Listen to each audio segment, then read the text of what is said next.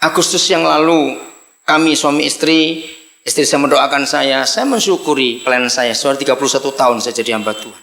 Dan begitu banyak pengalaman saya keliling.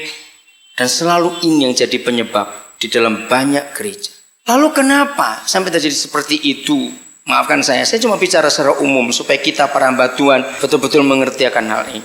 Selama kita sebagai hamba Tuhan itu tetap menganggap bahwa jemaat itu income kita untuk menunjang kehidupan keluarga kita, maka selama itu juga Tuhan dan Roh Kudus tidak bisa buat apa-apa atas gereja yang kita layani.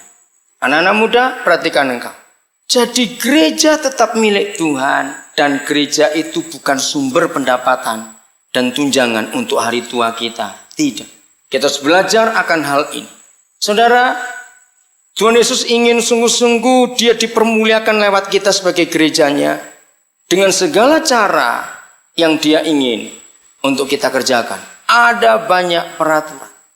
Saya mau baca yang pertama dulu, Roma 15 ayat 20 dan 21. Maka itu kalau ada hamba Tuhan datang kepada saya, minta didoakan, mau buka gereja, lalu saya tahu bahwa di situ tidak ada orang yang baru yang belum percaya Yesus tapi ngambil dari gereja yang lain. Saya berkata, saya tidak akan mendoakan model gereja seperti itu. Karena ayat ini yang saya pegang. Apa kata Tuhan lewat Paulus? Dan dalam pemberitaan itu, aku menganggap sebagai kehormatanku bahwa aku tidak melakukannya di tempat-tempat di mana nama Kristus telah dikenal orang, supaya aku jangan membangun di atas dasar atau fondasi yang telah diletakkan orang lain, tetapi sesuai dengan yang ada tertulis.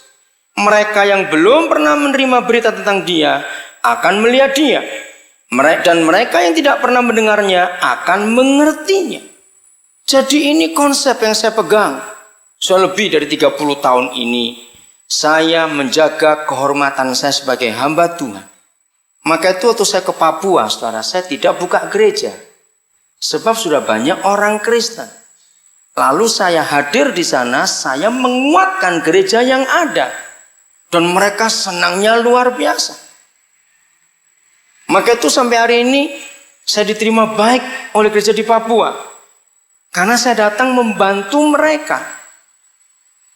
Sehingga kalau ada acara apa saja, dan saya datangkan hamba-hamba Tuhan dari mana saja, semua diizinkan datang. Sebab mereka tahu bahwa saya tidak mengusik mereka. Tapi, nah ini, saya mengembalakan orang-orang Kristen yang tidak digembalakan dengan baik di sana. Kalau mereka datang, perlu sesuatu, maaf ini saya cuma bicara aja. Karena di gereja mereka tidak diajar hal-hal seperti yang saya ketahui. Maka mereka datang kepada saya. Dan waktu mereka datang kepada saya akan beritahu pendetanya, gembalanya. Jemaatmu yang nama ini datang kepadaku. Saya ceritakan semuanya. Nah di situ para gembala itu hormat betul kepada saya. Akhirnya mereka berkata terima kasih. Sebab hal-hal itu kami belum tahu. Pak Daniel yang tahu. Dan saya dorong mereka untuk lebih setia lagi dari sebelumnya. Nah kalau saya tipe hamba Tuhan yang lain, maaf saya berkata, yang tidak mengerti doktrin ini, wah kalau ada orang datang kepada saya buka gereja baru. Bukan saya yang cari, mereka yang datang. Tapi kehormatan saya sebagai hamba Tuhan hancur di situ. Karena saya membangun di atas fondasi yang orang lain sudah bangun. Bedakan itu hamba Tuhan. Bisa mengerti enggak? Jadi saudara boleh melayani seluruh Flores. Maaf, kalau toh ada orang-orang Katolik yang dibaptis setelah mengerti kebenaran.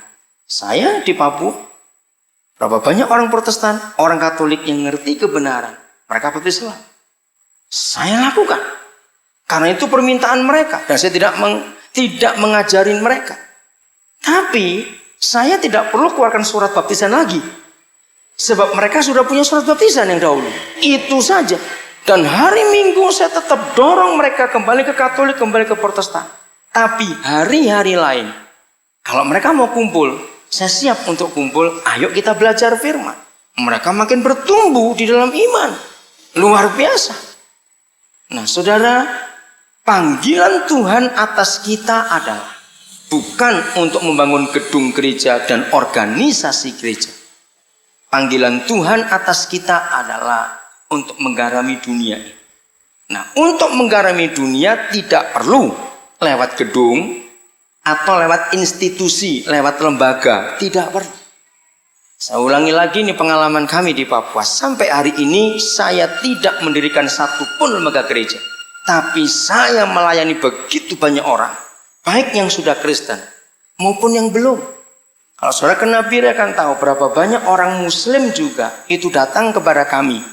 Pak Edo itu yang pernah kesini wakil saya, berapa kali orang Muslim datang kepada dia. Yang terakhir itu sampai gempar di Nabire. Ada seorang Muslim dari Bugis mau bunuh diri hari itu. Sudah terjepit hutang yang begitu banyak. Anak 2 sudah nggak bisa kerja sama sekali. Ketika dia lagi merencanakan bunuh diri, ada di teras rumah yang dia kontrak sudah 6 bulan tidak bisa bayar. Diusir berkali-kali, dia minta waktu. Dia bilang, aku mati aja sebentar. Lagi dia mikir mau mati, dia dengar suara Edo begitu. Nah, orang-orang seperti itu kan tahu ini pasti yang bisa nolong. Cuma dia nggak tahu Edo ini orang atau tempat. Dia tidak tahu. Nah, karena Nabire itu kota kecil, maka dia tanya kepada berapa orang. Siapa tahu yang Edo ini orang atau tempat. Karena Pak Edo sudah lama di sana, sudah 9 tahun. Maka orang tahu kalau Edo itu pendeta. Nah, dia orang Muslim ya bingung juga. Masa aku ke pendeta? Tapi karena suara itu begitu kuat, dia dengar sampai jelas. Sampai dia tanya istrinya, apa tadi kamu ngomong tentang Edo? Enggak, aku di belakang. Dengan malu-malu dan terpaksa dia cari yang Pak Edo ini. Ringkas cerita, saudara. Tuhan jamah hidupnya. Sampai hari ini mereka tetap Muslim. Tetap. Tapi keluarga ini mau belajar firman. Kalau ada masalah apa saja yang dicari adalah hamba-hamba Tuhan ini.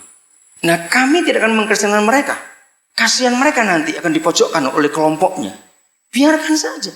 Yang penting mereka mau dengar firman. Di mana saja, bisa di warung, bisa di rumah mereka, di mana. Nah, ini salah satu contoh. Dan ada banyak yang lain yang dilayani. Suatu hari Pak Edo, dia minta izin saya karena saya pimpinannya. Dia bilang, saya hari ini kok harus ada uang 1 juta di rumah. Boleh nggak saya minta kepada bendahara? Atas izin saya bilang boleh, karena saya tahu itu Roh Kudus. Saya tanya untuk apa? Saya tidak tahu. Tapi Roh Kudus suruh saya sedia uang 1 juta cash sekarang ini. Silakan. Bendahara saya beritahu, berikan uang itu. Sampai siang dia masih tunggu, untuk apa uang ini? Kira-kira jam 2, saudara, datang seorang Muslim, orang Jawa. Dengan bingung, dengan gelisah. Ini rumahnya Pak Edo? Iya. Bingung dia tak ngomong apa. Pak Edo bilang, kenapa Bapak ini? Nah, saudara, waktu saya mau beli rumah itu tahun 93 saya beli rumah yang ditempati Pak Edo sekarang di Nabire. Harganya 32,5 juta. Rumah batu, luas tanahnya 700 meter sekian. Nah, itu di dalam. Jadi jalan besar, poros itu, lalu ada lorong kedua yang nggak ada aspal. Sampai hari ini pun belum di aspal jalan itu. Lalu saya juga ditawari sebuah rumah 900 meter, 30 kali 30 di jalan poros. Lebih besar tanahnya, lebih bagus rumahnya, lebih murah harganya, cuma 27 juta tahun 93 itu. Lalu saya berdoa pada Tuhan, Tuhan, mana yang harus dipilih? Kalau logika saya ya milih yang besar, yang murah dong, di pinggir jalan besar lagi. Tapi saya tetap tanya, kalau sampai ada apa-apa. Roh Kudus bilang ambil yang di dalam. Lebih kecil, lebih mahal di dalam lagi. Lalu saya tanya, alasannya apa Bapak? Engkau suruh kami beli rumah itu. Itu yang saya kaget, alasannya satu. Rumah itu di depan rumah sakit umum. Jadi jarak rumah itu, rumah sakit umum itu kira-kira cuma 70 meter. Supaya kalau ada pasien-pasien yang perlu hamba Tuhan mendadak malam-malam atau apa, dan mereka perlu sesuatu air panas atau makanan, kamu bisa melayani mereka di situ. Nah, sampai hari ini saudara, rumah itu terkenal, kami beri nama Pondok Pendamai. Jadi pasien-pasien rumah sakit mau agama apa saja mereka tahu. Butuh air panas jam berapapun larinya ke situ. Ada orang lagi sulit yang tunggu nggak bisa makan, lari ke situ. Nah, siang itu datang bapak ini. Istrinya usus buntu dan harus dioperasi siang itu kok tidak mati. Dan perlu uang 1 juta. Kan aneh, kenal aja tidak, zaman susah sekarang. Ini belum lama ini kejadian. Akhirnya Pak Edo datang dengan tim mendoakan, dilayani. Sampai hari ini mereka mau dengar firman. Setiap Sabtu kami datang melayani keluarga itu. Gara-gara ketaatan itu tadi. Nah, jadi panggilan kita, walaupun begitu kami tidak dengan gereja. Orang-orang yang masih baru itu kami carikan yang terdekat. Gereja mana yang terdekat? Untuk mereka mengembalakan. Dan itu sungguh luar biasa. 3 Agustus yang lalu. Tahun ini. Kemarin Nabiri. Satu gereja namanya Gereja Gidi.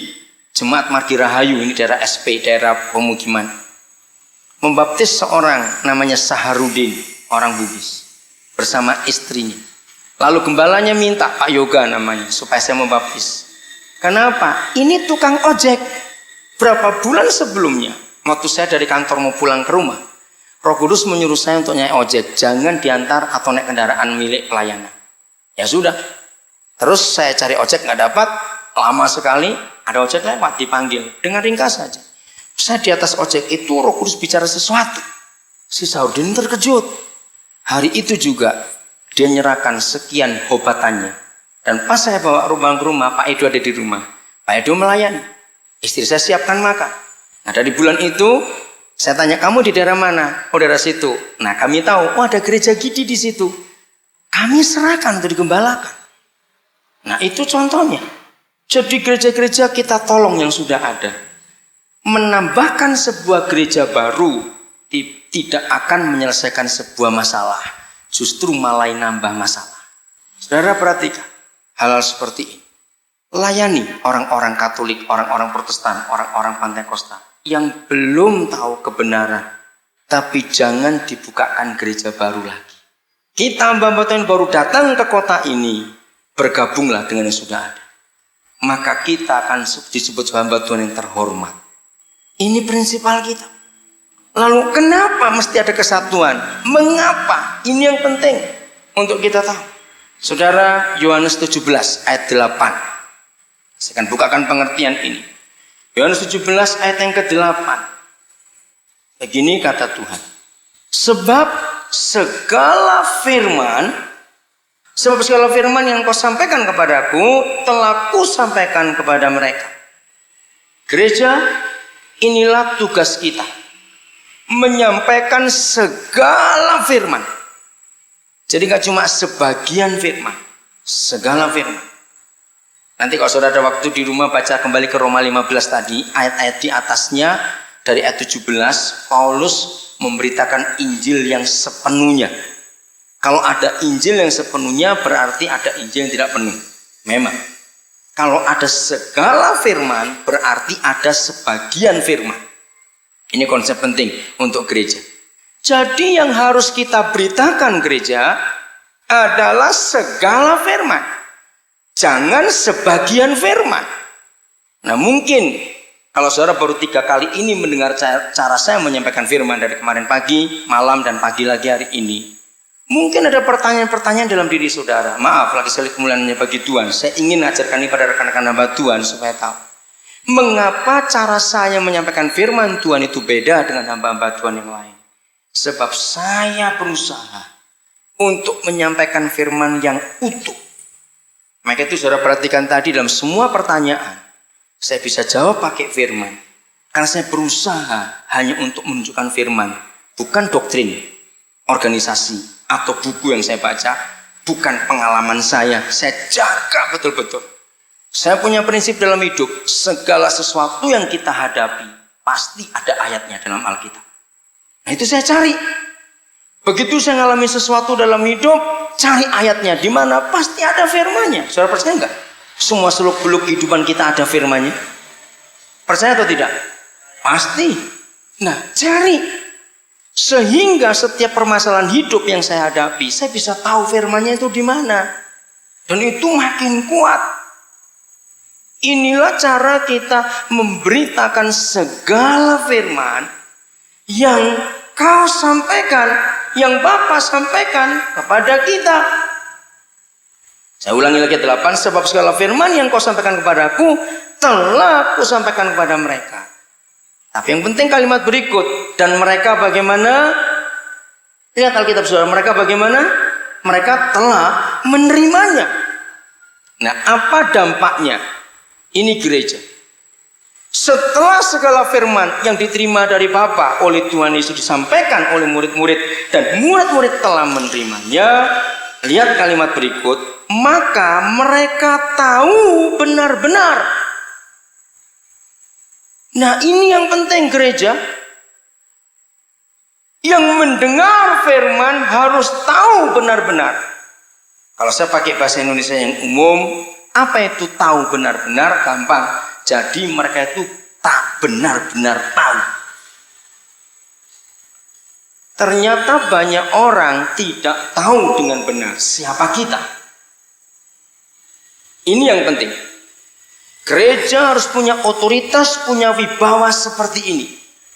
Semua orang di tempat kita pelayanan, mereka harus benar-benar tahu kita ini utusan siapa. Para pegawai, para pejabat pasti akan ngerti. Kalau ada seorang pejabat dari Jakarta yang ke Inde, kita tahu dia pejabat. Tapi kalau tidak membawa surat tugas untuk apa ke Inde, maka kita tidak bisa terima pejabat itu sebagai pejabat. Karena mereka cuma jalan-jalan atau kunjungan keluarga. Maka cara penerimaan kita akan beda. Betul? Dengan kalau pejabat itu membawa surat tugas dari Jakarta, dari departemennya untuk ini, untuk itu. Ngerti nggak contoh ini sudah? Sama. Misalnya, Indonesia sedang ribut dengan Filipina. Misalnya. Ada masalah antara pemerintah Indonesia dan pemerintah Filipina. Lalu ada orang-orang Inde yang punya banyak keluarga di Filipina. Maka orang-orang Inde punya kepentingan untuk mendamaikan, jangan sampai perang. Keluarga kami bagaimana di Filipina nanti ini? Nah, pertanyaan saya, kalau toh saudara sebagai orang Indonesia datang rame-rame ke Filipina mengatasnamakan orang Inde, Kabupaten Inde, pribadi ini orang-orang Inde, tidak atas nama negara Republik Indonesia, kira-kira oleh pemerintah Filipina saudara diterima enggak? Diterima tidak? Tidak akan diterima. Karena saudara tidak membawa surat resmi dari negara. Mengerti contoh ini? Saudara diterima betul, ya hanya sebagai pengunjung saja ke negeri itu, sesama ASEAN. Tapi yang saya maksud diterima untuk bicara tentang keributan antar pemerintah dan pemerintah. Nah, itu yang saya maksud. Jadi maaf saya kurang jelas tadi pertanyaan saya sehingga ada yang menjawab diterima. Betul, kalau diterima sih diterima, negara nggak mungkin nolak orang untuk datang, apalagi kita sesama ASEAN. Tapi beda kalau saudara balik lagi ke Filipina membawa surat resmi dari Departemen Dalam Negeri atau atas nama pemerintah Republik Indonesia sebagai juru damai. Nah, orang yang sama tetapi membawa surat yang berbeda, penerimanya berbeda atau sama pemerintah Filipina? Berbeda. Mana lebih dihormati? Yang pertama atau yang kedua? Yang kedua. Begitulah ayat 8 ini. Mengapa banyak gereja enggak dihormati oleh iblis sekalipun? Ribut, kekacauan terjadi. Karena iblis tahu benar-benar bahwa kalau kita melayani atas nama organisasi, dengarkan ini, maka kita datang ke satu wilayah. Ingat, 1 Yohanes 5:19 mengatakan, seluruh dunia di bawah kuasa siapa? Si jahat, bukan Tuhan, saudara. Coba baca dulu 1 Yohanes 5:19. Belum, seluruh dunia belum di bawah kuasa Tuhan karena kerajaan itu belum datang. Ayo, salah seorang silakan baca yang sudah dapat, suara kuat. 1 Yohanes 5:19. Ayo, cepat yang sudah dapat. Ya. Kita tahu bahwa kita berasal dari Allah dan seluruh dunia berada di bawah kuasa si jahat. Kita tahu kalau kita ini sudah aman, berasal dari Tuhan pencipta alam semesta. Nggak ada masalah kalau kitanya. Tapi kita harus ingat, sekalipun kita berasal dari Tuhan, tempat tinggal kita ini yang beda. Mengerti maksud ini? Dimanapun kita berada, selama di dalam yang namanya dunia, berarti tetap ada setan di situ, ada kuasa si jahat di situ. Saya ulangi lagi ayat itu. Kita tahu, tidak usah ragu-ragu, karena kuasa darah Yesus yang kita percaya dan kita tebus, bahwa saudara dan saya berasal dari Dia yang hebat itu. Tapi permasalahannya tinggal kita ini di tempat mereka itu. Nah, kalau kita datang, saya pendeta GBI, sampai hari ini status kependetaan saya tetap dari Gereja Betel Indonesia. Tapi waktu saya datang ke Papua atau datang ke negara mana saja, saya tidak menyatakan di daerah itu saya orang Gereja Betel Indonesia. Penguasa kejahatan di wilayah itu nggak bisa baca tulis masalahnya. Jadi kalau toh saya bawa suratnya GBI, setan bilang apa itu nggak tahu juga. Ngerti nggak? Mereka nggak akan hormat kepada saya. Sibuklah kamu Daniel dengan GBI-mu itu. Mereka tetap berani untuk melawan saya. Tapi ketika mereka tahu benar-benar bahwa saya datang dengan mandat penuh dari kerajaan yang saya wakili, wilayah itu harus mikir kalau mau urusan dengan saya. Ngerti contoh ini saudara? Apa yang mereka tahu? Mari kita baca lagi ayat 8-nya, Yohanes 17. Setelah segala firman yang disampaikan Tuhan Yesus yang diterima dari Bapa dan telah diterima oleh mereka, mereka tahu benar-benar bahwa aku datang daripadamu, nggak main-main ini, dan mereka percaya bahwa Engkaulah yang telah mengutus aku. Saya datang ke Ende tidak atas nama organisasi yang saya wakili. Saya mengatasnamakan organisasi yang saya wakili kalau saya bertemu dengan Departemen Agama Kabupaten Ende. Baru saya akan pakai organisasi saya. Tapi kalau saya tidak ada urusan dengan pemerintah, saya akan datang dengan otoritas penuh kerajaan yang saya wakili. Supaya setan tahu benar-benar bahwa saya diutus oleh pencipta alam semesta. Ngerti nggak ini? Beda sekali. Persyaratannya cuma satu. Saya tidak membawa doktrin GBI. Saya tidak membawa pengajaran gereja manapun yang saya wakili. Saya membawa otoritas dari segala firman yang saya sampaikan. Maka roh jahat di satu wilayah di mana kita hadir, kalau mereka tahu benar-benar bahwa kita datang diutus oleh Dia, cara pandang kita, cara pandang mereka, roh jahat pada kita akan beda. Nangkap hamba-hamba Tuhan memiliki kebenaran. Nah, gereja yang seperti ini masih belum banyak. Sebab kebanyakan hamba-hamba Tuhan masih jadi hamba organisasi, bukan jadi hamba Tuhan. Saya hamba organisasi kalau saya berurusan dengan organisasi, yaitu pemerintah. Saya akan pakai. Tapi kalau saya urusan pelayanan yang pemerintah tidak pernah bisa nyampuri pelayanan ini, maka saya pakai otoritas yang tertinggi itu. Maaf, bukan sombong saudara, ini kemuliaan bagi Tuhan. Maka itu kemanapun saya pergi dalam pelayanan, saya pakai otoritas ini. Dan itu akan luar biasa. Gereja yang sulit dalam pelayanan karena otoritas ini nggak dipakai. Kita lihat lagi segala firman, jangan lupa. Wahyu 5 ayat 9. Wahyu 5 ayat 9. Kemarin kita sudah baca sebagian. Ya, sekarang sebagian lagi. Wahyu 5 ayat yang ke-9. Maka itu hamba-hamba Tuhan, mari kita sampaikan segala firman. Jangan hanya karena pengalaman kita, tapi karena Roh Kudus yang mengajar kita. Dan mereka menyanyikan suatu nyanyian baru, katanya, Engkau layak menerima gulungan kitab itu dan membuka meterai-meterainya, karena Engkau telah disembelih. Siapa di sini yang dimaksud? Yesus. Nah, setelah disembelih ada apa Tuhan Yesus? Ini yang kita perlu imani. Dan dengan darahmu Engkau telah atau akan Engkau telah membeli mereka bagi Tuhan. Siapa yang dibeli oleh Tuhan Yesus? Ada 4 definisi yang kuat. 1, membeli mereka dari tiap-tiap suku, bahasa, kaum, dan bangsa. Anak-anak Tuhan, hamba-hamba Tuhan, ini iman saya dalam menginjil. Saya beri contoh.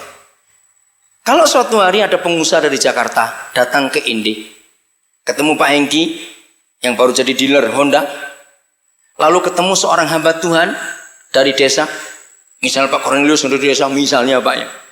Lalu pengusaha itu lihat pelayan Pak Cornelius, dia ingin membelikan motor, tapi kebetulan stoknya di Pak Hengki tidak ada.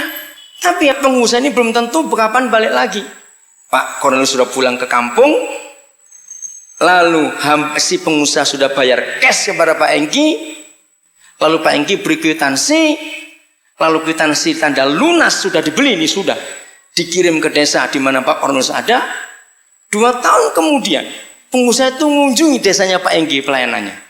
Sebagai manusia yang pernah belikan motor, kan lihat kok nggak ada motor di Pastori, mikir apa dijual lagi atau rusak misalnya. Maaf ini cuma contoh. Lalu dia nggak sabar tanya pada Pak Hengki, Pak Cornelius. Pak Cornelius, mana motor yang saya beli 2 tahun yang lalu? Motor mana? Yang saya beli dari Pak Hengki nggak ada motor, cuma kertas. Ini kertasnya masih ada di sini. Misalnya ini. Nah, kalau sampai sudah 2 tahun nggak diambil yang sudah dibeli, lalu Pak Hengki jual lagi ke orang lain, jangan salahkan Pak Hengki. Ngerti nggak contoh ini? Buat saya, rekan-rekan hamba Tuhan, ayat 9 ini saya imani bertahun-tahun. Semua suku, kata setiap, tiap-tiap suku. Semua kaum, tiap-tiap kaum. Apa itu bedanya suku dengan kaum? Beda. Batak itu suku. Timor itu suku. Dayak itu suku. Jawa itu suku. Tionghoa itu suku. Tapi dari tiap-tiap suku dibagi kaum lagi. Ada Batak Toba, Batak Karo, Batak Mandailing. Ada Jawa Banyumas, ada Jawa Osing. Ngerti? Timor, ada Timor yang Belu, ada Timor yang Rote, ada Timor yang Sabu. Beda lagi. Dayak, ada Kenyah, ada Bentian, ada Punan, ada Lundai. Oh, saya bisa sebut semuanya itu. Jadi dari tiap suku dibeli, telah dibeli, lalu tiap kaum dibeli. Setelah tiap kaum dibagi bahasa lagi. Saudara, untuk Batak Toba ada berapa bahasa? Samosir beda lagi. Untuk Jawa, antara Jawa Banyumas dengan Jawa Jogja, itu beda bahasanya. Ngerti nggak contoh ini? Tionghoa ada bahasa beda lagi. Tionghoa yang Hokkien, Tionghoa yang Ge, Tionghoa yang Teochew, banyak lagi bahasanya. Untuk Sumba saja, antara Sumba Barat, Sumba Timur, bahasanya sudah beda lagi. Bayangkan kekayaan. Dan itu tiap-tiap orang sudah dibeli. Katakan amin. Baru seluruh bangsa dibeli. Nah, kalau mereka suku, kaum, bangsa, dan bahasa itu sampai hari ini belum percaya Yesus, itu karena gobloknya kita. Kwitansi tanda lunas sudah tertulis ribuan tahun yang lalu. Kita harus datang kepada iblis. Hei setan, lepaskan orang-orang itu. Ini bukti lunasnya. Waktu Yesus mati, mereka sudah lunas dibayar. Nah, kalau kita datang dengan otoritas itu, setan nggak punya hak. Maaf nih Pak Hengki, cuma contoh. Setelah Pak Cornelius tahu bahwa kwitansi ini sah pakai meterai, lalu sampai ada apa-apa, cuma contoh Pak Hengki jangan marah, sudah dijual, Pak Hengki bisa dituntut kalau dia nggak mengembalikan. Memang dia nggak salah. Habis dia mungkin nggak kenal Pak Cornelius, kwitansi sudah dibawa. Mana orangnya saya juga tidak tahu. Sama. Kalau sampai iblis kembali memiliki suku-suku, kaum-kaum, bahasa-bahasa itu dan bangsa itu jadi miliknya lagi, jangan salahkan setan. Itu karena kebodohan kita tidak mau mengambil mereka yang sudah dibeli oleh Tuhan Yesus itu tadi. Maka itu saya datang ke suku apa saja, saya tidak pernah punya nyali takut atau iman yang lemah. Saya datang dengan kwitansi kerajaan yang saya wakili. Hai iblis, penguasa kejahatan di daerah ini, lepaskan orang-orang itu. Ini kwitansi lunasnya, darah Yesus. Oh enggak amin? Jadi kalau ada gereja bertahun-tahun di situ nggak tambah-tambah jiwa. Ingat, saya menemukan dalam dasar ayat Alkitab. Kalau sebuah gereja bertambah anggotanya karena dua hal, ini nggak diakui oleh Tuhan. Rekan-rekan hamba Tuhan jangan tertuduh dulu. Tapi saya mau tunjukkan kebenarannya. Satu, kalau anggota gereja kita bertambah karena ada yang melahirkan, sudah besar jadi sekolah minggu, lalu jadi anggota remaja, lalu kawin jadi anggota lagi. Lalu yang kedua, ada orang pindah. Karena memang Kristen, dari kota A ke kota B, lalu dari B pindah ke Ind, lalu masuk ke gereja kita. Jangan dihitung itu pertumbuhan. Itu wajar, ada orang kawin punya anak. Yang dihitung sebagai pertumbuhan oleh Tuhan kalau gereja itu menginjil dari orang-orang yang belum tahu Yesus. Dan anggota bertambah, itu berguna dan berharga di mata Tuhan. Nah, saudara, banyak kita malas. Alasannya susah nginjil. Enggak. Saya harap setelah saudara tahu ayat Wahyu 5:9, tidak ada yang susah lagi. Amin. Mereka sudah dibeli. Kita datang saja. Hei, setan lepaskan. Itu bukan milikmu. Ini tanda lunasnya. Mengerti soal ilustrasi ini, saudara? Itulah firman Tuhan. Jadi jangan takut untuk nginjil. Itu perkara yang gampang sekali. Karena sudah dibeli oleh darah Yesus. Maka itu mari mulai hari ini. Dan ini kita bergerak sungguh-sungguh dalam bidang yang Tuhan inginkan. Bagian yang berikut. Otoritas ini untuk apa saja? Kemarin kita belajar soal akhir zaman, lalu mengarah kepada kerinduan Tuhan atas gerejanya. Jadi kalau setan sekarang masih merajalela di mana-mana, narkoba, pembunuhan, perampokan, pencurian, saudara, maka jangan salahkan setan. Sebab setan itu nggak usah disalahkan, dari dulu sudah salah. Ngapain sibuk-sibuk? Ngerti ilustrasi ini? Saya tidak pernah mau buang-buang waktu hanya ngurus setan yang salah. Untuk apa? Makin diurus besar kepala mereka, makin kurang ajar. Jadi kalau ada masalah apa-apa, saya nggak pernah nyalakan setan. Saya akan periksa diri saya dulu. Pasti ada yang salah dari saya. Kalau dari saya nggak ada yang salah, nggak mungkin terjadi kekacauan ini. Saya mulai selidiki, kenapa ya? Karena setuju? Jangan buang-buang waktu untuk menyalahkan setan. Buang-buang waktu. Begitu pula maaf ya. Maaf, ini. Tapi kita perlu belajar. Saya itu nggak setuju juga, sudah. Kalau setiap kebaktian kita mesti ngusir setan. Besar kepala kita hargai dia. Maaf ya, kan ini tradisi orang Pantai Kosta, Mas. Kita harus hancurkan tradisi ini. Mengapa tiap kali kita hampir begini? Tuhan, kami tahu. Kalau engkau hadir di sini pasti ada oknum yang tidak suka. Lu ngapain disebut-sebut malah besar kepala? Maaf ya, jangan tersinggung dulu hamba Tuhan. Betul, saya mau tunjukkan dua hal penting dalam alasan ini. Maka itu saya nggak pernah ngurusi setan. Kamu mau apa saja urusanmu, karena aku tahu kamu sudah kalah sejak Tuhanku bangkit. Amin. Jadi kalau toh dia hadir, diamkan saja, jangan ditengok saja, biar dia di situ. Betul? Yang kedua, alasannya itu sederhana kita mikir. Maka itu jangan suka ngusir mereka lagi kalau di kebaktian. Alasan yang paling indah begini, saudara. Anak kecil pun akan ngerti kebenaran ini.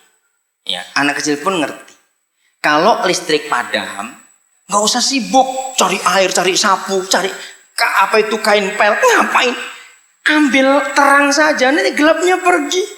Betul? Gelap itu paling kalah dengan terang. Kalau terang ada, nggak usah pakai kekuatan untuk ngusir gelap. Dia pergi sendiri. Contohnya sekarang, ini terang. Nggak usah pakai lampu pun terang. Mana ada gelap di sini? Kecuali di kantong kita ini gelap di sini. Gelap. Ini tempatnya duit di sini tuh. Itu yang gelap. Mengerti? Jadi kalau terang itu kita undang hadir. Yesus, engkau ada di antara kami. Karena kami berkumpul atas namamu. Nah, terangnya ada, gelapnya pasti pergi. Jadi kalau kita yakin terang ada, ngapain ngusir yang gelap? Buang-buang waktu. Apalagi kalau kita yakin kita benar di hadapan Tuhan. Enggak ada dosa dalam hidup kita. Takut apa? Memang ada orang di sana enggak aneh. Pergi kemanapun. Mana setannya? Ada setan nggak? Ada nggak di mana? Wih, di mana? Capek hidup seperti itu, saudara. Saya nggak mau pusing dengan mereka. Mau belajar seperti itu? Ayo, orang-orang Pentekoste ini bertobat ini. Kenapa ngusiri setan terus? Kalau nggak ada mereka sudah, jangan risaukan mereka. Mau apa saja biar sudah. Nah itu iman. Jadi kalau mereka tidak hadir ataupun hadir, jangan dianggap, supaya nggak besar kepala mereka nanti. Asal kita hidup benar di hadapan Tuhan. Asal kita hidup benar. Nah, jadi saudara, kalau sampai ada apa-apa, periksa diri kita dulu. Periksa diri kita. Kembali. Jadi kalau setan merajalela sekarang ini, masalahnya mereka nggak pernah kita konfront. Tahu kata konfront, kita hadapi, mereka nggak pernah kita hadapi. Mereka bisa bebas bekerja sekarang karena gereja tidak mau menghancurkan kuasa mereka. Bagaimana cara menghancurkannya? Ini bukan dalam gereja, ini dalam masyarakat. Kalau dalam masyarakat lain, saya berkata kalau ini dalam gereja tadi itu nggak usah diusir, tapi di luar sana ada daerah-daerah tertentu yang setan bekerja, kita harus mengalahkan. Mari kita lihat Efesus pasal 1. Efesus pasal pertama. Di sini kita menemukan sebuah dasar yang luar biasa untuk kekristenan kita. Efesus pasal pertama, mulai ayat 19 sampai 23. Efesus 1, 19 sampai 23. Begini kata Tuhan. Dan betapa apa? Hebat apanya? Kuasanya bagi siapa? Kita yang percaya. Sesuai dengan mana? Kekuatan kuasanya yang dikerjakannya dalam Kristus dengan membangkitkan dia dari antara orang mati dan mendudukkan dia di sebelah kanannya di surga. Saya berhenti dulu sampai ayat yang ke-21 dulu. Coba saudara perhatikan, itu akan ketemu hal yang sangat luar biasa. Betapa apa? Hebat kuasanya. Nah, kalau baca hebat pakai cara Jawa. Betapa hebat gitu. Jangan cuma hebat. Itu enggak hebat itu kalau begitu. Mengerti? Betapa hebat kuasanya bagi kita yang percaya. Nah, kita akan cari sehebat apa kuasa yang dikerjakan oleh Bapa di surga kepada kita yang percaya. Dengarkan ini, dengarkan. Ditulis di situ sehebat kuasa yang dipakai untuk membangkitkan Tuhan Yesus dari kubur. Saya mau tanya kepada saudara. Ketika Papa membangkitkan Tuhan Yesus dari kubur, dia pakai kuasa yang besar atau kuasa yang biasa? Besar sekali, saudara. Kenapa? Satu, karena ada meterai kerajaan Romawi. Kan disegel kuburan itu. Itu kekuatan. Pemerintahan Romawi harus dihadapi oleh pemerintahan juga. Seperti tadi, Filipina, Indonesia ribut, tidak bisa orang Indi datang atas nama orang Indi. Tidak bisa. Pemerintah harus ketemu pemerintah. Nomor 2, ada serdadu yang menjaga malam itu di kubur. Betul? Yang ketiga, kekuatan batu kubur itu sendiri. Untuk menggulingkannya, membuka kubur itu, Papa kita perlu kekuatan. Sudah 4 ini.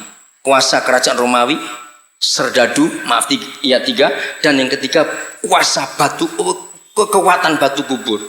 Yang keempat ini yang dahsyat, yaitu kekuatan kematian yang membunuh Yesus. Jadi Papa kita di surga menggunakan seluruh kekuatannya karena melawan 4 kekuatan yang besar. Saudara bisa bayangkan, itu kira-kira perlu tenaga berapa banyak? Kalau cuma kapal Pelni yang sekian PK nggak sanggup membuka kubur itu, mungkin perlu ribuan kapal Pelni narik sekaligus, mungkin. Nah bayangkan, kuasa yang sehebat itu yang dikerjakan dalam hidup gereja Tuhan. Seharusnya kalau ayat ini terjadi, saudara, orang-orang Kristen itu punya kuasa yang hebat. Pegang lampu neon mau berapa watt saja, nggak usah pakai kabel, dia menyala. Ngerti ilustrasi itu? Kenapa?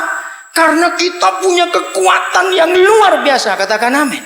Nah, gereja tidak pernah menyadari ini, bahwa betapa hebat kuasanya yang dikerjakan dalam kehidupan kita yang percaya kepada dia, sesuai dengan kekuatan kuasanya yang dipakai untuk mengeluarkan Tuhan Yesus dari kubur. Kok nggak ada yang amin? Saya ngomongin diam semua. Ini lebih daripada duit 10 miliar yang saudara terima. Enggak amin lagi. Betul? Kalau saudara punya uang 10 miliar, bisa jadi apa itu? Ini lebih daripada 10 miliar, lebih daripada 1 triliun. Karena kekuatan kuasa itu luar biasa. Itu cara saya beriman dalam hidup saya karena firman Tuhan. Betapa hebat kuasa yang dikerjakan dalam keluarga Wangga, dikerjakan dalam keluarga Panjaitan, dikerjakan dalam hidup Ibu Emelda, dikerjakan dalam kehidupan Daniel Sandra atau siapa saja. Betapa hebat kuasanya. Punya masalah apa saja, Yesus tetap Yesus. Amin. Kita tuh menang. Belum selesai, lanjutkan. Ayat yang ke-21. Jadi setelah didudukkan di sebelah kanan di surga, ya ayat 21. Ayat 21 saya ulangi lagi, jauh lebih tinggi dari segala pemerintah dan penguasa, jauh lebih tinggi dari kekuasaan dan kerajaan, jauh lebih tinggi dari tiap-tiap nama yang dapat disebut, bukan hanya di dunia ini saja, melainkan juga di dunia yang akan datang. Gereja, kita punya kuasa sehebat ini. Ketika Tuhan Yesus naik ke surga, Dia didudukkan oleh Bapa kita jauh lebih tinggi daripada apapun juga. Jauh lebih tinggi. Dirinci satu persatu. Pemerintah siapa? Pemerintahan iblis. Kuasa, kekuasaan siapa? Kuasa iblis. Penguasa, kerajaan, nama. Saya mau tanya kepada saudara. Persoalan itu nama atau bukan? Masalah, persoalan, stres, itu nama atau bukan? Nama. Jadi kita harus ngerti, semua penyakit ada namanya, termasuk panu juga nama. Mengerti ilustrasi ini? Nah, saudara mau sebut nama apa saja? Pokoknya semua yang ada namanya di bumi ini dan yang akan datang, semua nama itu di bawah Yesus. Dia paling tinggi. Amin. Istri jahat itu nama bukan? Suami gak bertobat itu nama bukan? Nama. Anak nakal itu nama atau bukan? Nama. Jadi semua yang ada namanya di bumi ini cara saya beriman pada firman Tuhan. Maka itu saya gak pernah takut masalah dalam hidup. Sebab tiap kali ada sesuatu yang muncul pakai nama, saya katakan ayat ini, semua nama sudah tunduk di bawah kuasa Yesus. Kalau suatu hari ada sesuatu yang baru muncul, gitu aja, itu nama bukan? Ngerti maksudnya ini? Itu nama bukan? Nama. Jadi semua nama. Maka itu saudara punya apa sekarang ini? Saudara punya apa? Penguasa, kekuasaan, pemerintahan, apa saja itu nama semuanya. Amin. Masalah dalam penginjilan, itu nama. Masalah dalam keluarga, itu nama. Oh, saya beriman betul. Semua sudah tunduk di bawah kaki Yesus. Jauh lebih tinggi. Terus ayat 22. Dan segala sesuatu telah, bukan akan, telah. Saya pakai istilah hukum. Berarti secara de jure sudah selesai semua ini. Amin. Telah diletakkan di bawah kaki siapa? Kristus. Dan dia telah diberikan oleh Bapa kepada gereja sebagai kepala dari segala yang ada, dan gereja yang adalah tubuhnya, yaitu kepenuhan dia yang memenuhi semua dan segala sesuatu. Mari gereja kita lihat ini. Ternyata setelah dia naik ke surga, Bapa membuat perubahan besar. Pemisahan yang tegas sekali. Begitu Tuhan Yesus naik ke surga, statusnya berubah. Dia cuma kepala saja. Kalau tadi waktu masih di dunia, dia itu lengkap, utuh. Waktu dia masih di dunia, dia itu Yesus yang utuh, Yesus yang lengkap. Tapi begitu dia naik ke surga, Papa membuat pembagian tugas. Dia kepala, jadi yang di surga sekarang itu cuma kepala saja. Gerejanya jadi tubuhnya. Renungkan ini. Percayakan firman ini. Jadi dia itu cuma kepala di sana. Kalau kita baca Wahyu 19, Yesus datang itu nggak pernah tahu kapan, itu gara-gara ayat ini. Yang tahu dia datang cuma kita, gerejanya. Kapan? Kalau tubuhnya sudah siap, sudah pakai pakaian pengantin yang utuh, baru kepala itu datang. Saudara ingat Matius 25 perumpamaan perempuan yang bodoh dan perawan yang pandai? Itu tradisi Yahudi yang dipakai oleh Tuhan untuk menggambarkan kedatangan Tuhan Yesus. Jadi orang Yahudi begini, kalau kedua pihak orang tua sudah setuju anak-anaknya mau menikah, maka mereka dipisah, dan itu bagus sekali. Saya sering pakai cara ini, cara Yahudi. Lagi sekali orang Yahudi itu punya cara perkawinan yang unik dan luar biasa. Begitu mereka sudah tahu bahwa anaknya itu jodoh, lalu mereka tunangan. Nah, bagi orang Yahudi, tunangan itu sudah sah suami istri. Cuma satu bedanya, tidak boleh kumpul, tidak boleh hubungan seks. Bahkan begitu tunangan dipisah. Si suami tidak boleh ketemu oleh si istri, istri nggak boleh ketemu oleh suami. Nah, selama itu langsung saudara, suami di tempat yang terpisah itu siap dengan pakaian, dengan semua peralatan yang ada, maka istri pun siap. Wih, ngeri kalau kita perkawinan Yahudi. Sejak hari pisah itu, setiap hari si istri harus selalu siap dengan pakaian pengantin. Tentunya bukan pakaian pengantin seperti yang sekarang, capek dia tiap hari pakai pakaian itu kalau perempuan. Bukan itu, pokoknya siap dengan pakaian pengantin. Sebab sewaktu-waktu pengantin laki ini datang, tidak boleh diberitahu, akan ngecek dengan tiba-tiba. Kalau sampai pengantin lagi datang ternyata belum siap, perkawinan batal. Nah, untuk mengetahui kapan datangnya, teman-teman pengantin perempuan suruh jaga teman-temannya di depan pintu kota. Jadi kalau sampai tahu pengantin datang, ini teman-teman lari, ya cepat-cepat pengantin lagi datang. Sudah siap si perempuan. Nah, digambarkan Tuhan Yesus yang 10 itu, yang 5 bodoh sambil nunggu ketiduran. Pengantin lagi datang, mereka tidak tahu. Saudara bayangkan, itu Tuhan kita. Nah, sekarang kita kembalikan. Sejak hari pertama kita bertobat, firman mengatakan saudara dan saya adalah anggota tubuh siapa? Tubuh Kristus sejak kita bertobat. Pengantin laki-laki sejak dia naik ke sorga itu sudah siap. Bayangkan sejak berapa ribu tahun yang lalu dia itu mondar-mandir di sorga sana sebagai kepala sudah siap. Tapi lihat gerejanya belum siap. Mengapa? Sebab kita masih tercerai-berai satu dengan yang lain. Saudara nggak usah bilang yang beda organisasi. Berapa banyak yang satu sinode ribut juga di dalam. Apalagi yang beda sinode. Wih, ngeri sekali keadaan. Nah, kembali ke ayat ini. Kalau Papa membagi tugas antara Yesus dengan gerejanya itu beda. Dia kepala, kita tubuhnya. Lalu hukum. Jadi dia itu cuma kepala, kita ini tubuhnya. Lalu kalau firman Efesus 1 ayat 22 menyatakan segala sesuatu telah diletakkan di bawah kaki Yesus. Saya mau tanya kepada saudara, kaki itu di tubuh atau di kepala? Wih, pintar anak kecil itu. Iya betul, pintar kamu, berarti dengar ya kamu ya adik-adik ya. Betul saudara, kalau kaki di kepala namanya kepiting. Betul enggak? Dan Yesus bukan kepiting. Awas kita berkata kaki di kepala. Oke, sudah pintar semua kalau begitu. Saya lanjut.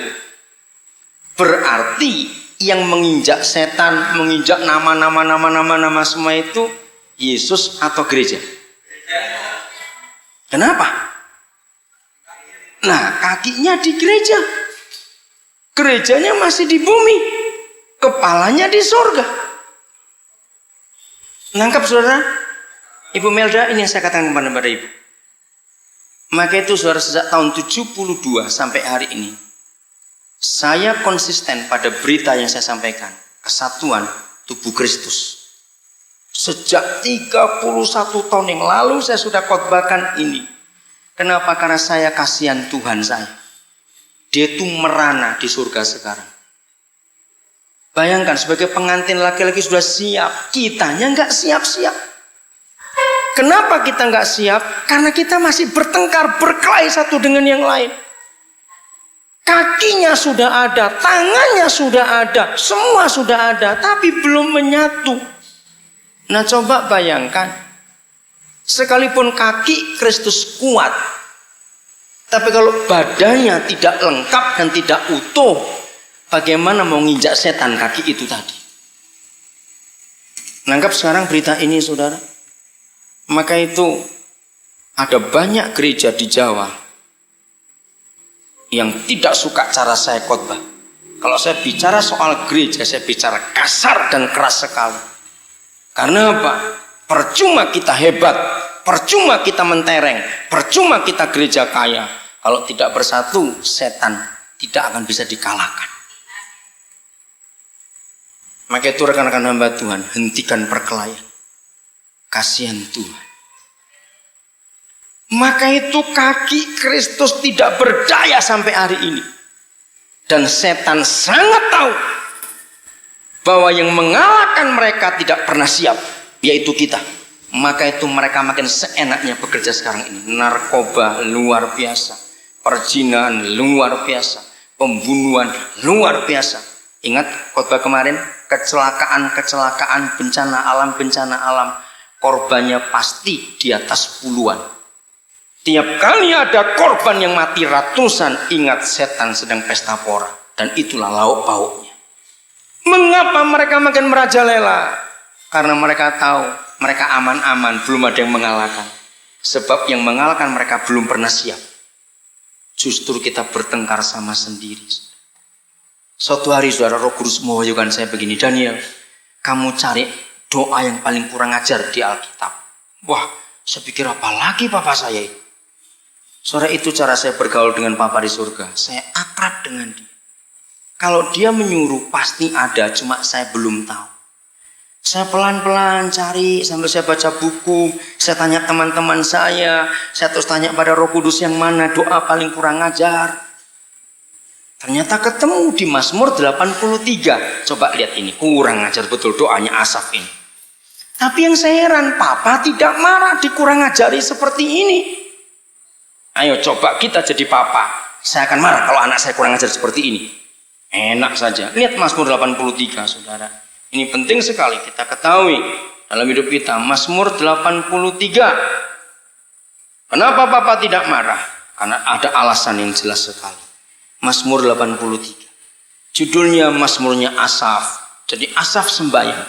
Ayat 2. Ya Tuhan, janganlah engkau bungkam, janganlah berdiam diri, dan janganlah berpangku tangan ya Tuhan. Kurang ajar enggak ya? Tuhan lagi santai dibentak-bentak. Jangan bungkam, jangan pangku tangan. Ayo, berani? Sedekat apa seorang Pak Bupati Ende? Walaupun masih keluarga. Ayo, waktu Pak Bupati santai sore-sore minum kopi. Kenapa santai-santai? Urus jembatan roboh. Ayo, berani nggak bilang begitu? Ayo, cepat. Ayo jawab, berani tidak? Walaupun saudara masih keluarga Pak Bupati. Ini yang saya kagum. Kenapa engkau tidak tersinggung Bapak? Dibungkam-bungkamkan oleh Asaf. Dilipat-lipat tangankan. Kenapa engkau diam? Kenapa? Di situ saya menangis saudara. Karena Papa memang setuju doa ini. Kena apa? Dengar. Sampai 6 kita akan baca. Ayat 3.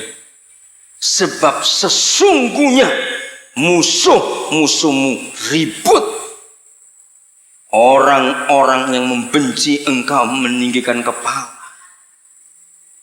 Saudara, sejak peristiwa tahun 96, gereja dibakar, gereja rusuh. Ingat pembunuhan orang Kristen di Ambon, di Poso. Musuh-musuh Tuhan sudah ribut seperti ini. Tapi kita santai. Lihat undang-undang yang dikeluarkan oleh pemerintah. Ini yang terakhir, sistem pendidikan nasional. Saudara ingat apa maksud mereka? Ini sekarang kan keluar undang-undang kesehatan. Sedang disiapkan. Sama nanti bentuknya. Undang-undang kesehatan kan berbunyi, dokter Kristen tidak boleh melayani pasien Islam. Rumah sakit Kristen tidak boleh terima pasien Islam. Apa-apaan mereka? Mereka berusaha mati-matian memojokkan kita. Pakai cara apa saja. Ayat 4. Mereka musuh-musuh Tuhan mengadakan apa? Permufakatan licik. Di sini yang saya menangis. Coba saudara teliti. Kalau ada kata permufakatan, berarti mereka bersatu enggak? Coba simak. Mereka mengadakan permufakatan licik. Kata mufakat ada unsur bersatu enggak? Ada. Justru kalau enggak bersatu enggak ada mufakat. Nah ini yang saya heran. Maaf ya hamba-hamba Tuhan. Saya harus ngomong apa adanya. Ternyata saudara, setan itu lebih bisa bersatu daripada gereja. Iya atau tidak? Jujur. Setan itu enggak pernah bertengkar sama mereka. Sebab mereka punya tujuan yang jelas. Kenapa gereja pendeta bertengkar terus? Ini yang menyedihkan. Berebut anggota, berebut perpuluhan, berebut kolektor. Orang kaya jadi rebutan, maaf. Buka gereja lagi, buka lagi, pecah lagi, buka lagi. Tidak habis-habisnya, saudara. Belum selesai. Dan mereka bagaimana? Lihat ayat 4. Setelah bermufakat licik, mereka bagaimana? Berunding. Dengan bagaimana berundingnya? Untuk melawan orang-orang yang kau lindungi. Dalam terjemahan lama, perjanjian lama, siapakah orang-orang dilindungi Tuhan? Itulah hamba-hamba Tuhan, para nabi. Jadi gereja dimusuhi, hamba-hamba Tuhan pun mereka musuhi. Saudara, lihat firman ini. Jadi kita nggak bisa lari. Ayat 5, lihat. Mari, kata mereka, kita lenyapkan mereka sebagai bangsa, sehingga nama Kristen, saya baca, saya ganti ini, tidak diingat lagi. Dan itu usaha mereka. Dan ini bukan rahasia lagi. Saudara, ketika Indonesia diketahui sebagai sarang teroris, mengerikan. Strategi mereka luar biasa. Jangan salahkan orangnya. Tetap Efesus 6 kita pakai, rohnya yang kita musuh. Karena musuh kita bukan darah daging. Amin. Jadi bukan orang Islamnya, tidak. Mereka itu tetap orang seperti kita. Tapi rohnya ini yang kita harus musuhi. Nah, tapi kita harus bersatu dulu. Harus bersatu. Cepat atau lambat, mereka pasti jumpa kebenaran. Sebab ada di dalam kitab suci mereka kebenaran. Nah, ayat 6 itu yang paling takut saya. Sungguh Asaf meyakinkan Tuhan di surga. Mereka telah bagaimana? Berunding. Dengan bagaimana? Satu hati. Hai hamba-hamba Tuhan. Setelah kita mendengar ayat ini, kalau saudara sebagai rekan-rekan sekerja di ND tidak mau bersatu, malu kepada setan-setan itu. Ternyata setan-setan yang tidak bertobat itu lebih bisa bersatu daripada kita mengaku bertobat. Kenapa para pendeta nggak bisa duduk sama-sama buat perundingan untuk Flores mau diapakan? Kita terus sendiri-sendiri tidak mau bersatu. Maka itu setan tidak pernah kalah sampai hari ini. Rekan-rekan hamba Tuhan, gembala-gembala, pendeta, sadari firman. Sungguh Asaf meyakinkan Bapa di surga. Mereka sudah berunding dengan satu hati. Terus mereka telah mengadakan perjanjian. Nggak main-main ini. Setan-setan buat perjanjian melawan engkau. Lalu kita bertengkar terus. Pecah, buka lagi. Pecah, buka lagi. Saya mau katakan kepada saudara. Tuhan tidak malah senang kebanyakan gereja. Dengar ini baik-baik. Tuhan mau yang sedikit tapi kompak, utuh, bersatu, dan kuat. Itu lebih luar biasa. Ya atau tidak setelah kita dengar semuanya. Maka itu para pendeta bersatu. Pak Cornelius, pulang ke kampung itu, ajak rekan-rekan duduk, bacakan ayat-ayat ini. Nanti kami akan berbanyak kaset ini. Kami akan kirimkan pada hamba-hamba Tuhan. Tanpa kesatuan tidak akan terjadi apa-apa. Tuhan rindu itu terjadi dengan kita. Kesatuan seringkali dihalangi oleh kepentingan diri sendiri. Saya mau masuk pada bagian yang terakhir. 2 Tesalonika pasal 2 ayat yang ke-8. Nah, inilah si penganiaya, setan itu. Pada waktu itulah si pendurhaka, si jahat setan itu baru akan menyatakan dirinya. Ditulis oleh Paulus sekian ribu tahun yang lalu, maka ditulis pada waktu itulah. Tapi karena sekarang sudah sampai akhir zaman, maka firman ini tidak berkata pada waktu itulah. Sekarang ini terjadi sudah. Betul? Maka sekarang ini pendurhaka itu sudah menyatakan dirinya. Maka itu narkoba, perjinan, pembunuhan, pemerkosaan, perjudian, perampokan, gila-gilaan sekarang. Karena memang mereka sedang asik bekerja, tidak ada yang mengganggu mereka. Sebab si pengganggu mereka, gereja ini, ribut sendiri di dalam. Tapi puji Tuhan, ada janji yang hebat, saudara. Kapan mereka dikalahkan? Kapan dibunuh? Coba baca ayat itu. Kapan? Tetapi siapa? Tuhan Yesus akan apa? Membunuhnya dengan apanya? Nafas mulutnya. Dan akan memusnahkannya kalau ia datang kembali. Saya menggunakan 2 kata ini penting sekali. Membunuh itu melumpuhkan. Memusnahkan itu menghancur, menghilangkan. Jadi mereka harus dibunuh dulu baru bisa dimusnahkan. Nah sekarang kalau dibunuh saja belum, berarti mereka masih punya kekuatan enggak? Jawab, masih punya kekuatan tidak? Masih, tentu. Nah mari kita lihat, siapa yang membunuh mereka? Nafas dari mulut Tuhan Yesus. Ternyata ini pewahyuan dari perjanjian lama. Yesaya 11 ayat 4. Kita lihat Yesaya 11 ayat yang keempat. Perhatikan ini saudara. Roh Kudus jamah hati kami semua untuk mengerti hal ini dalam nama Yesus. Kemarin siang waktu makan, yang bertanya soal antikris, ini ayatnya. Nanti saudara baca secara keseluruhan. Yesaya 11 itu apa judulnya? Ayat 1. Raja damai yang akan datang. Itulah kedatangan Tuhan Yesus. Lalu ayat 4. Tetapi Raja Damai itu akan menghakimi orang-orang lemah dengan keadilan dan akan menjatuhkan keputusan terhadap orang-orang tertindas di negeri dengan kejujuran.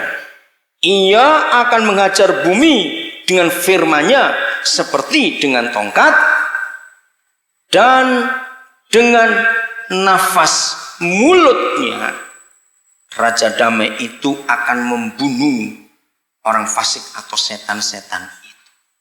Ini yang buat saya kaget. Belum lama, kira-kira 3 tahun yang lalu, waktu saya di kota Palu, saya bergumul saudara tentang kejahatan yang terjadi. Waktu itu perang Poso sudah terjadi. Saya menangis, Tuhan kenapa? Tiba-tiba ayat ini muncul.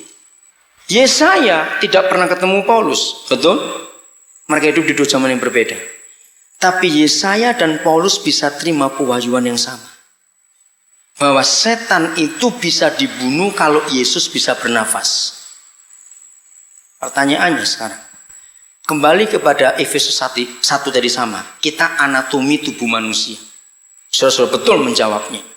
Kaki Yesus itu di tubuh, bukan di kepala. Tapi karena tubuhnya belum bersatu, maka kakinya tidak bisa menginjak. Sama dengan nafas. Walaupun yang bernafas itu mulut, tapi yang punya nafas itu kan jantung dengan paru-paru. Betul? Berarti sekarang ini Tuhan Yesus belum bisa bernafas. Mengapa? Coba jawab, mengapa? Tubuhnya belum bersatu. Kita ini masih terpecah belah. Yang satu ngotot GPDI, satu ngotot GPPS, satu ngotot GBI, satu ngotot nanti apa lagi. Terus ribut terus. Bertobat kita ini semua. Percuma kita berkata aku mengasihi Yesus, munafik.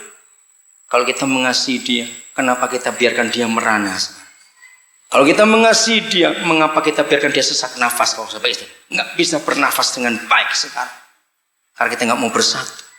Inilah yang Tuhan rindukan. Kapan gereja bertobat? Mari kita bersama-sama dalam pelayanan. Mari. Kalau kita punya sasaran dalam pelayanan, akan bagus.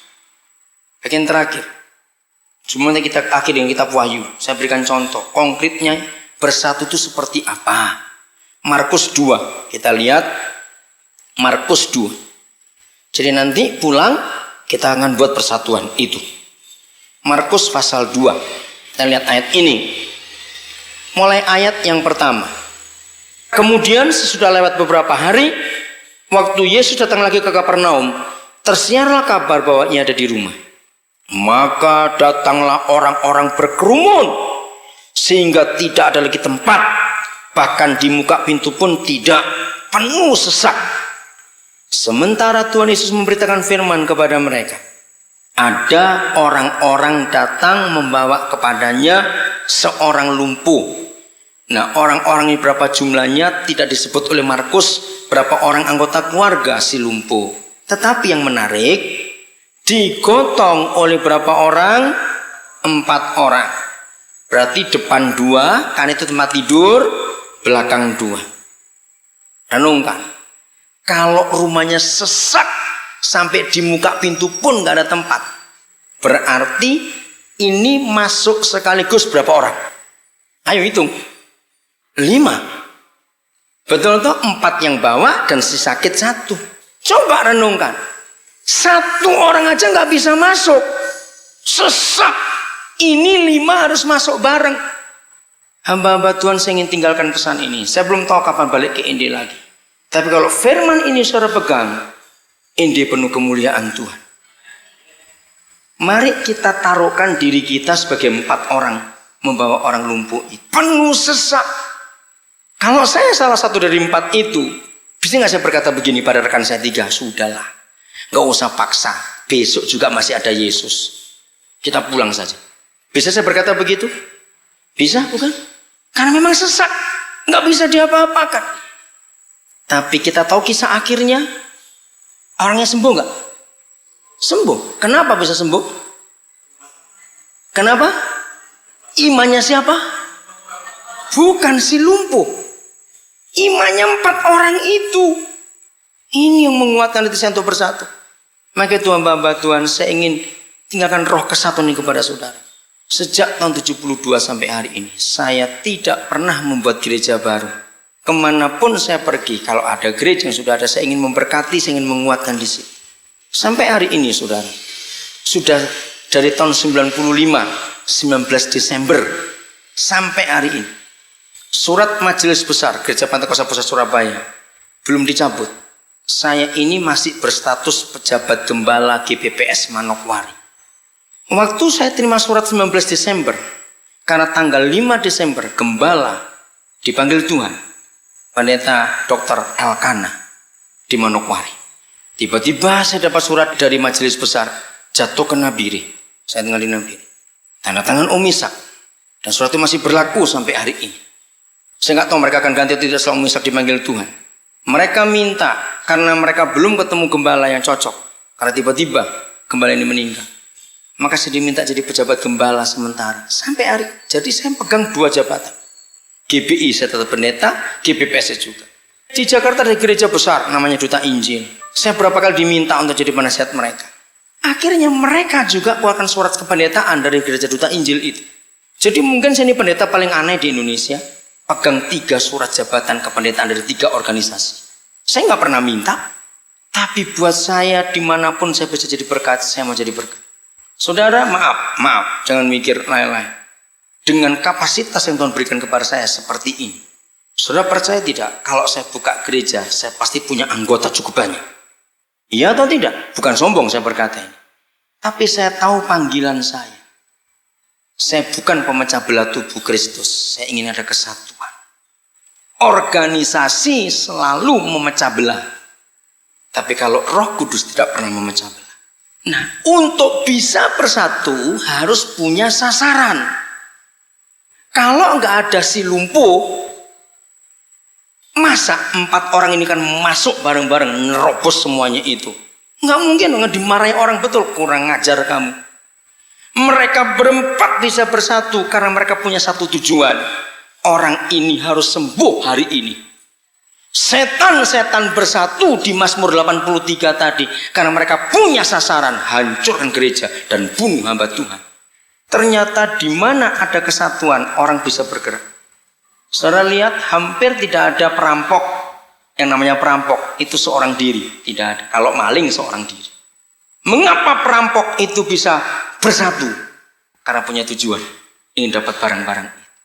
Jadi kalau pendeta nggak pernah bisa bersatu, pasti mereka nggak pernah punya tujuan Yesus. Tujuannya adalah memperkaya diri sendiri. Saya mau saksikan pengalaman ini. Sudah 31 tahun, saya pergi pelayanan nggak pernah seorang diri. Maaf, dalam banyak kasus rekan-rekan hamba Tuhan, mereka heran lihat cara saya. Ternyata maaf itu memalukan kalau saya ucapkan. Karena kalau pergi tim, maka persembahan harus dibagi, saudara. Kalau terima berapapun. Nah, ternyata banyak hamba Tuhan nggak mau pergi tim, maunya sendiri. Supaya persembahannya utuh, diterima dia sendiri. Wah, ini mengerikan sekali. Saya pakai prinsip firman Tuhan. Lukas paling jelas. Kalau pergi pelayan minimal harus berdua-dua. Nggak boleh satu. Karena pelayan itu bahaya, penuh serangan. Iblis nggak suka. Jadi saya pakai itu sampai hari ini. Dan semua orang kalau hamba-hamba Tuhan kalau saya ajak pelayanan mereka tahu. Ini caranya. Nah, saudara para pendeta di ND punya sasaran. Banyak orang lumpuh di kota ini, kabupaten ini, betul? Lumpuh secara rohani. Bersatulah, bawalah mereka kepada Yesus. Nomor 2. Kalau sudah punya sasaran bisa bersatu. Nomor 2. Pasti akan ada strategi. Penting strategi dalam pelayanan. Waktu saya masuk ke Papua, saya cari strategi. Waktu Nehemia dapat pernyataan untuk membangun tembok, lihat nanti pasal 2 di rumah, dia seberapa hari tidak kerja apa-apa, dia ngusung strategi. Dia ngelilingi kota itu, tembok mana dulu mesti dibangun. Luar biasa. Untuk kesatuan rekan-rekan hamba Tuhan perlu strategi. Lah apa strateginya 4 orang itu? Saya nggak ada waktu untuk membaca karena sudah jam. Saudara perhatikan. Ada ayat berkata begini. Maka mereka membuka atap yang tepat di atas Yesus. Kalau mereka nggak punya strategi, mereka bisa buka atap dapur itu. Karena salah. Ya atau tidak? Nah, kalau sudah atap dapur salah, oh salah. Buka atap kamar mandi, salah lagi. Rusak rumah itu, dibongkar semua. Enak saja. Nah, banyak pelayanan pendeta suka bongkar-bongkar begitu, rusak semua pelayanannya. Mereka punya strategi. Karena bersatu. Ternyata pelayanan apa saja harus ada kesatuan, duduk bersama-sama. Nah, baca lagi nanti Mazmur 83. Waktu mereka bermufakat, berunding dengan satu hati, buat perjanjian, lengkap sudah. Berarti mereka punya strategi nggak? Punya. Kita bangga di Indonesia punya seorang tokoh pahlawan, namanya Bapak TB Simatupang. Saya banyak baca buku-bukunya Pak Simatupang ini. Dia itu ahli strategi yang luar biasa. Sampai pemerintah pun menghargai sebagai tokoh yang ahli strategi. Selama dia masih jabat sebagai jenderal, saudara, ABRI di Indonesia itu dihargai dan dihormati semua. Dia seorang hamba Tuhan juga. Saya pernah dengar dia khotbah, saya kagum. Khotbahnya luar biasa. Baca bukunya sampai hari ini masih banyak. Dicetak lagi. Nah, gereja seringkali nggak punya strategi. Asal buka, asal khotbah, asal melayani, rusak semua. Strategi hanya bisa dibuat bukan oleh satu orang. Kalau satu orang itu bukan strategi namanya. Strategi harus lebih dari satu orang. Masing-masing ide dituangkan, digodok sama-sama, ambil keputusan yang mana. Jadi setan itu ahli strategi. Gereja tidak punya strategi. Datang satu tempat, asal buka gereja, hantam saja. Itu yang terjadi. Jangan seperti itu. Pelajari situasinya dulu. Kemarin doa Ibu Gembala Abel luar biasa. Untuk bisa melihat orang-orang di sekitar kita. Doa itu didengar oleh Tuhan. Duduk nanti Ibu dengan yang lain. Buat strategi. Data orang-orang di sini mau dibuat apa. Pak Cornelius pulang kembali dari saya, buat strategi, ajak rekan-rekan hamba Tuhan yang lain, duduk bersama-sama, bicara. Nah, setelah ada tujuan, ada strategi. Yang ketiga, risiko seberat apapun, kalau ada kesatuan bisa diatasi bersama-sama. Amin. Seringkali kita tidak bisa menghadapi risiko karena kita sendiri-sendiri nggak sanggup.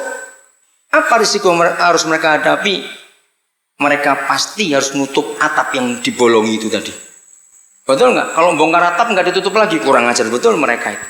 Jadi seberat apa sebuah risiko akan ditangani bersama-sama kalau kita tahu ada kesatuan yang ada.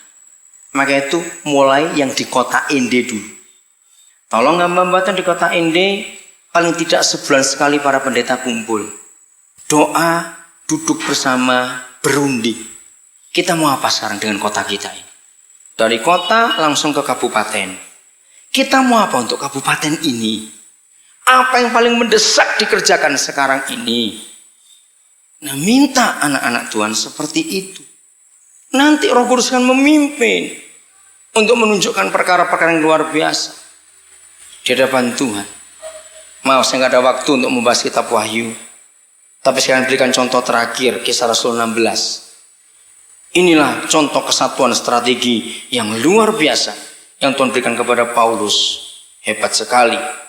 Dan dari Kisah Rasul 16 ini, saudara, lahirnya gereja di Eropa. Dari mana sejarahnya? Pasal 16 mulai ayat yang keempat. Dalam perjalanan keliling dari kota ke kota, Paulus dengan siapa? Silas. Tim. Maka itu selalu tim. Tidak boleh sendiri. Kerjasama, kesatuan. Itu kerinduan Bapa kita. Menyampaikan keputusan-keputusan yang diambil para rasul dan para penatua di Yerusalem dengan kesan supaya jemaat-jemaat dan seterusnya. Ayat 6. Mereka melintasi tanah Frigia dan tanah Galatia karena Roh Kudus mencegah mereka untuk memberitakan Injil di Asia. Luar biasa kalau berjalan bersama Roh Kudus.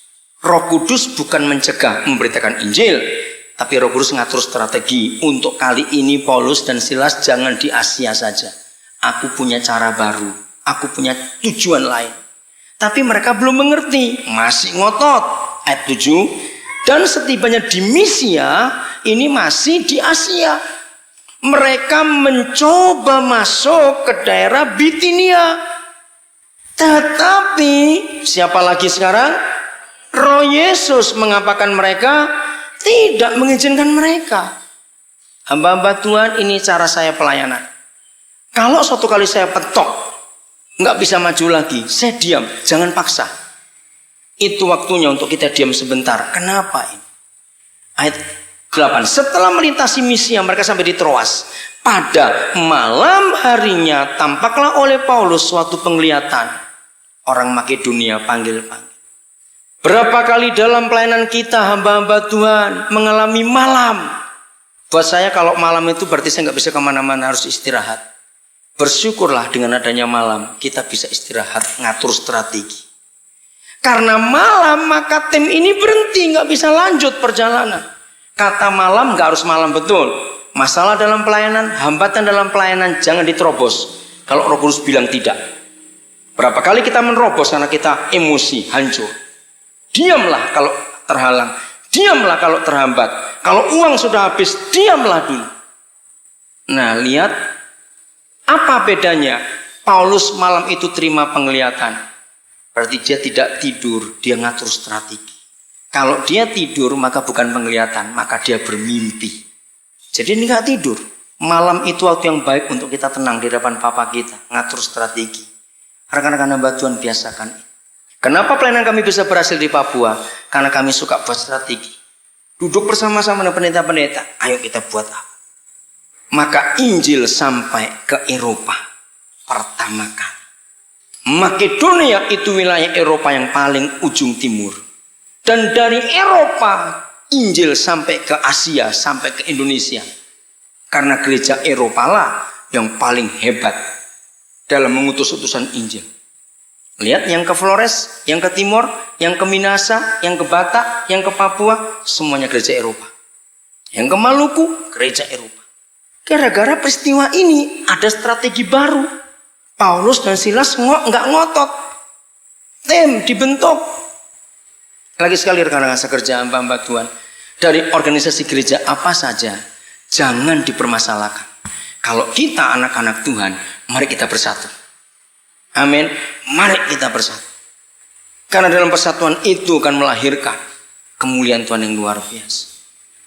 Nah, yang saya kagum dari ayat 4, ayat 5, Paulus tunduk kepada sinode Yerusalem. Jadi berita-beritanya menyampaikan apa yang para rasul sampaikan. Tapi begitu Roh Kudus menunjukkan harus belok arah ke Eropa, itu yang saya kagum. Ternyata nggak ada satupun catatan Paulus minta izin ke sinode dulu. Nah, di sini saya belajar. Saya sebagai hamba Tuhan, ada berapa kali yang saya tahu saya tidak perlu memberitahukan kepada sinode saya. Karena saya tahu kalau saya ngomong seperti ini misalnya, kalau sampai Paulus ngomong kepada sinode Yerusalem, pasti jawabannya, maaf Paulus, kita lagi kosong, jangan jauh-jauh pelayanan itu. Ngerti, ini ilustrasi saja. Jadi ada kalanya kita bukan melanggar atau melawan. Dan inilah kegagalan Indonesia. Kebijakan Jakarta dipaksa di daerah, nggak jadi semua. Karena yang Jakarta nggak tahu daerah. Sama dengan kisah ini, yang di Yerusalem nggak tahu di daerah Misia, Bitinia itu ada apa, mereka tidak tahu. Indonesia gagal karena caranya bukan desentralisasi tapi sentralisasi, rusak semua. Maka itu begitu otonomi, ada kebangkitan. Sama dengan Roh Kudus bekerja. Ada waktunya kita mengandalkan Roh Kudus, ada waktunya kita mengandalkan sinode. Kiranya ini menjadi berkat buat kita semua. Renungkan, cerna baik-baik. Tanpa kesatuan tidak akan ada hasil apa. Mari kita menghampiri Dia. Agustus yang lalu, kami suami istri saya mendoakan saya mensyukuri pelayanan saya. Sudah 31 tahun saya jadi hamba Tuhan. Dan begitu banyak pengalaman saya keliling. Dan selalu ini yang jadi penyebab di dalam banyak gereja. Lalu kenapa sampai terjadi seperti itu? Maafkan saya cuma bicara secara umum supaya kita para hamba Tuhan betul-betul mengerti akan hal ini. Selama kita sebagai hamba Tuhan itu tetap menganggap bahwa jemaat itu income kita untuk menunjang kehidupan keluarga kita, maka selama itu juga Tuhan dan Roh Kudus tidak bisa buat apa-apa atas gereja yang kita layani. Anak-anak muda, perhatikan engkau. Jadi gereja tetap milik Tuhan dan gereja itu bukan sumber pendapatan dan tunjangan untuk hari tua kita. Tidak. Kita harus belajar akan hal ini. Saudara, Tuhan Yesus ingin sungguh-sungguh Dia dipermuliakan lewat kita sebagai gerejanya dengan segala cara yang Dia ingin untuk kita kerjakan. Ada banyak peraturan. Saya mau baca yang pertama dulu, Roma 15 ayat 20 dan 21. Maka itu kalau ada hamba Tuhan datang kepada saya, minta didoakan, mau buka gereja, lalu saya tahu bahwa di situ tidak ada orang yang baru yang belum percaya Yesus tapi ngambil dari gereja yang lain. Saya berkata, saya tidak akan mendoakan model gereja seperti itu.